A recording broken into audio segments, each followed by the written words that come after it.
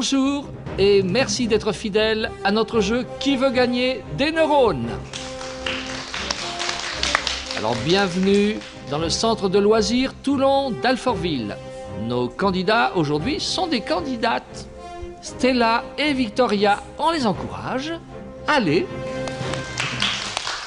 Alors je vous rappelle les règles, elles sont très simples, il n'y a rien à gagner, il y a tout à comprendre. Notre savant du jour est Bernard Nomblot, expert en corps céleste à la Cité des Sciences et de l'Industrie. Oui, je suis là. Bonjour à tous.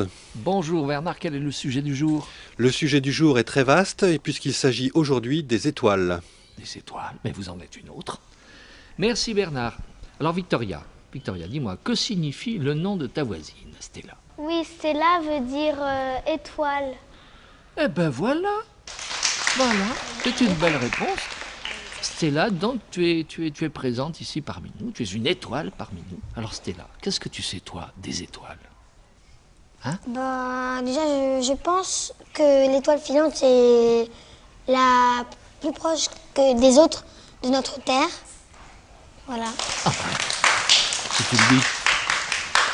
Alors vous êtes prêts les enfants? Je vous rappelle que ce jeu est très sérieux, mais il ne se prend pas au sérieux et c'est mieux qu'à la télévision.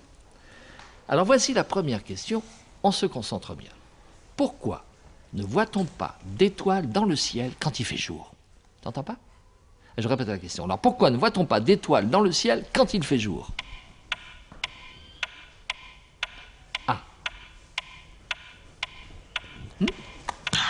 Je crois que tu as une idée, alors vas-y Stella. Parce que quand il fait jour, ça cache, comme il y a beaucoup de soleil, les flammes de feu qui sont dans le soleil cachent les étoiles scintillantes et la lune en même temps. Bah oui. Par contre, au Portugal, Oui, au Portugal, vas-y.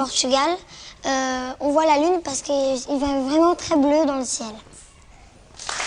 Mais au Portugal, ils ont beaucoup de chance. Votre réponse, Bernard? Bernard? La réponse de Stella est très bonne. C'est effectivement parce que le soleil est extrêmement lumineux qu'on ne peut pas voir d'étoiles en plein jour. Il y a bien des étoiles dans le ciel en plein jour, mais il y a tellement de lumière donnée par le soleil qu'on ne peut pas voir ces étoiles. Par contre, là où Stella a tort, c'est quand elle croit que la Lune n'est visible en plein jour qu'au Portugal. On peut voir la Lune depuis toute la Terre en plein jour à certains moments de son cycle. Amusez-vous à la chercher. Merci Bernard. On va continuer de s'amuser en apprenant. Alors on va les encourager, hein? C'est pas toujours des questions faciles. Alors, deuxième question. Vous êtes bien concentrés? Oui. Eh bien, qu'est-ce qu'une galaxie? Une galaxie.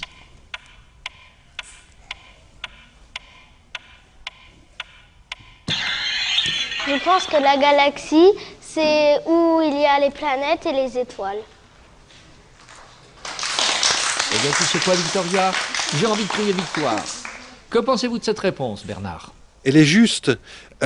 Toutes les étoiles et les planètes qu'on connaît font partie de notre galaxie. Mais notre galaxie, c'est surtout un immense ensemble d'étoiles. Cet ensemble a la forme d'un grand disque, un peu renflé en son centre, formé d'environ 200 ou 300 milliards d'étoiles semblables au Soleil. Et dans ce disque, en plus des étoiles, il y a aussi des nuages de gaz et de poussière qui serviront à fabriquer de nouvelles générations d'étoiles dans les siècles et les millénaires à venir. En fait, c'est ça une galaxie, c'est un ensemble gigantesque formé d'étoiles. Et on connaît des milliers, des milliards de galaxies semblables à la nôtre dans l'univers. Merci Bernard. Je vous rappelle que c'est un jeu sérieux qui ne se prend pas au sérieux. Et un jeu mieux qu'à la télé. Alors je vais vous poser la troisième question. Écoutez bien les enfants. Combien y a-t-il d'étoiles dans le ciel? Combien y a-t-il d'étoiles dans le ciel? Vous avez été rapide, mais je crois que Victoria était un peu plus rapide que toi, Stella. On t'écoute. Tellement qu'il y en a, on peut pas les compter. Eh ben, c'est peut-être une bonne réponse, Victoria. Bernard? En fait, la question était un peu une question piège. Il faudrait demander combien y a-t-il d'étoiles visibles à l'œil nu? Et là, la réponse c'est environ 3500 sous un bon ciel. Si c'est visible au télescope, on a quelques dizaines de millions d'étoiles.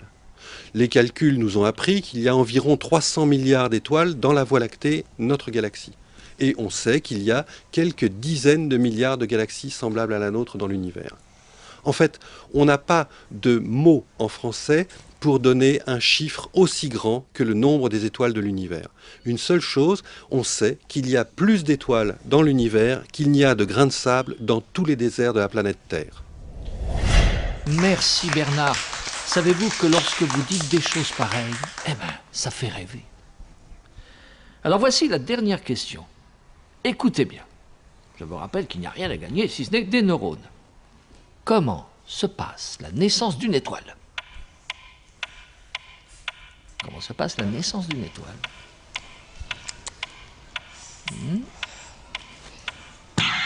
Stella, on t'écoute? Comme le Soleil était une étoile et depuis des millions d'années, il a dû former des étoiles lui-même. D'accord. Et... Le Soleil, je pense qu'il a formé des étoiles. Eh bien, on va vérifier auprès de Bernard Nomblot. Bernard? Alors ça, c'est une réponse très originale, mais c'est pas la bonne. En fait, je pense que tu as pensé que les étoiles, toutes petites, étaient des enfants du Soleil qui, lui, est très gros. Mais en fait, les étoiles sont comme le Soleil. Il y a des étoiles aussi grosses que le Soleil. Il y en a des plus grosses, il y en a des plus petites. Le Soleil est une étoile de taille moyenne.